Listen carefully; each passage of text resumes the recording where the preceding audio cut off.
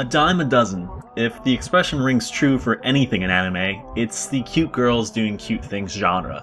Admittedly, not one that I vibe with often. I'd say it's hit or miss, but it's probably more like a graze or fly right the fuck on by. Because even in those times of Kemono Friends, Dragon Maid, or Shirobako, there is something supporting the fluff, to the point it's tough to say said shows are of the genre.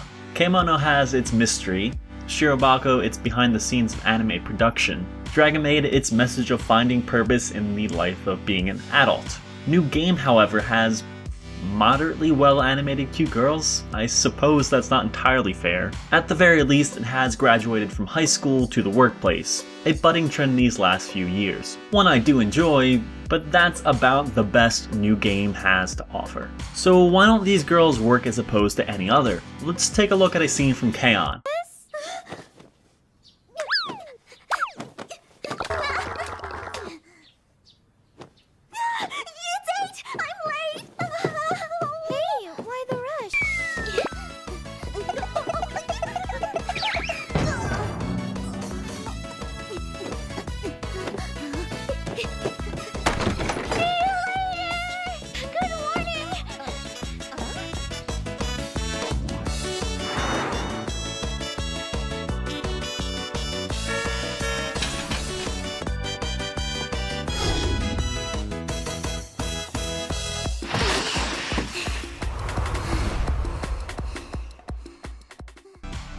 And now one from Shirobako. 少しだけ夢に近づきました。はい、ルーシーのシーン OK です。ありがとうございました。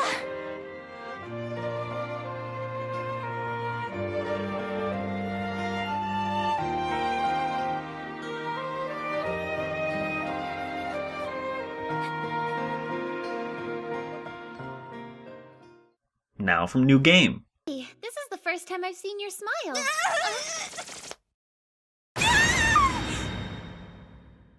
Forget what you saw. You're bribing me? It's just my smile looks so weird. Not true! I was just about to say how cute I thought it looked. There's a big difference between the former two and the latter. Both Shirobako and K-On! Have animated faces and body language.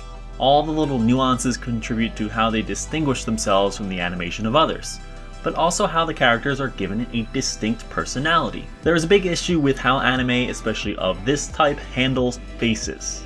There are tried and true designs that are nearly copy and pasted across numerous entries. At this point, even with my relatively limited anime experience in comparison to others, and my lack of interest in the genre, I can still pick out the usual suspects frequently.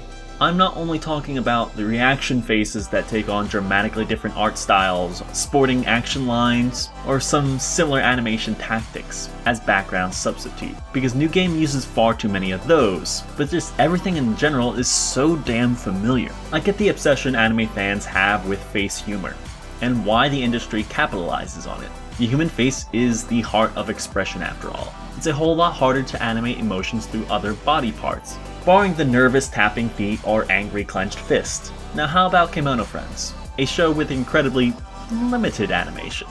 The cast of Japari Park succeed in this matter for reasons beyond face humor. Most importantly, good directing, smart cuts, well-timed and delivered lines, and standout character design all play a significant role. Meanwhile, New Game is bog standard across the board here. You've got the lolly, the mature one, the sporty girl, the prim and proper, and the shy one. All pretty normal stuff looking the exact way you expect them to. This isn't to say shows I've listed as good examples don't also struggle. The cast of K-On! Has some notable issues in this regard, but as I pointed out, the animation sells these cliches where others fail. I was spurred into watching K-On! For the purpose of this video, and while I'm not super into it, undoubtedly these girls of the Light Music Club are a joy to watch given the highly expressive animation.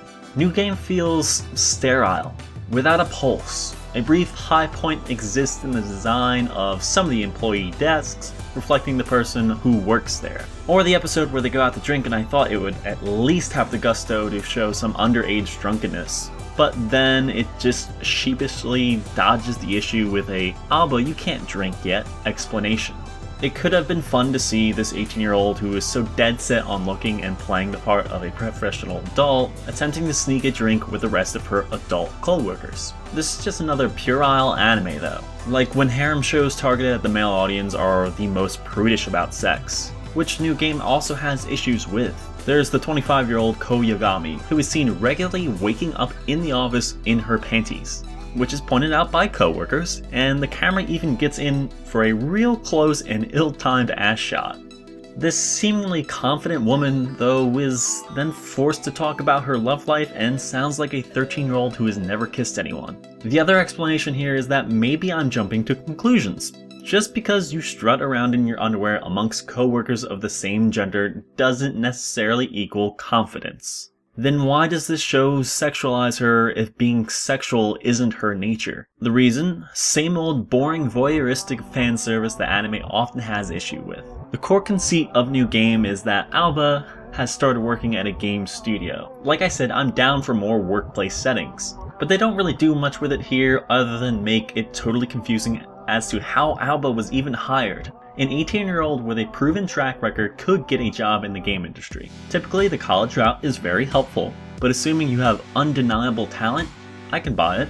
Alba doesn't. She's hired as a 3D modeler and has not an ounce of knowledge about it, to the point her superior gives her a how-to book. So basically, she's getting paid to learn what she would at college while little to no work is being produced on her end. Meanwhile, talk of the infamous crunch is mentioned gleefully, which is a whole other issue I'll get into shortly. But really now, why would this company take on Alba? They even explain the concept of an NPC to her, someone who has not only played video games her entire life, but is a diehard fan of this exact studio. Like, this is just utterly perplexing and just total nonsense. Like, the smart comedic thing to do here would be to play up the fact that how did this girl possibly get this job? And then have her coworkers maybe poke fun at her, make her the butt of the joke sometimes because of it. But it's just played off as, yeah, she doesn't really know anything, and we're not going to acknowledge that in any meaningful way. About that crunch talk though. The anime industry, and seemingly Japan in general, are well known for overwork. Kazunori Mizono, a veteran animator, died this year while at work. There are plenty of other stories of manga writers burning out. Hideo Azuma, a famed manga author of the 70s and 80s, wrote a tell-all manga known as Disappearance Day. It dives into how the pressure of the industry drove him to become an alcoholic, disappear for several months at a time, and attempt suicide. Tite Kubo, meanwhile, creator of Bleach, did the math and figured out he has roughly 5 hours a week where he isn't working or taking care of necessary human functions like eating, sleeping, or going to the bathroom. Stories of game industry overwork here in the West have become more and more publicized, with developers hardly seeing their families for months at a time thanks to ludicrous hours and general poor treatment of employees. So I find it a tad tasteless for a show to so lightheartedly approach the subject, even a comedic anime. Because it's not that you can't joke around about being overworked. Comedy can touch upon any subject. The touchier the subject though, the better comedic talent required. New Game has little skill in this regard. Even after the all too beloved 3-episode test, New Game doesn't hold up. What few ideas it has over contemporaries are not explored enough to save it from the cum dumpster quantities of mediocrity which make up the bulk of its unpleasant experience. As always, like, subscribe, all that nonsense, it is very much appreciated. I do try to get up a video per week, don't hold me to it though, I'm not a professional. Though hey, if you support me in this matter, maybe I will be someday.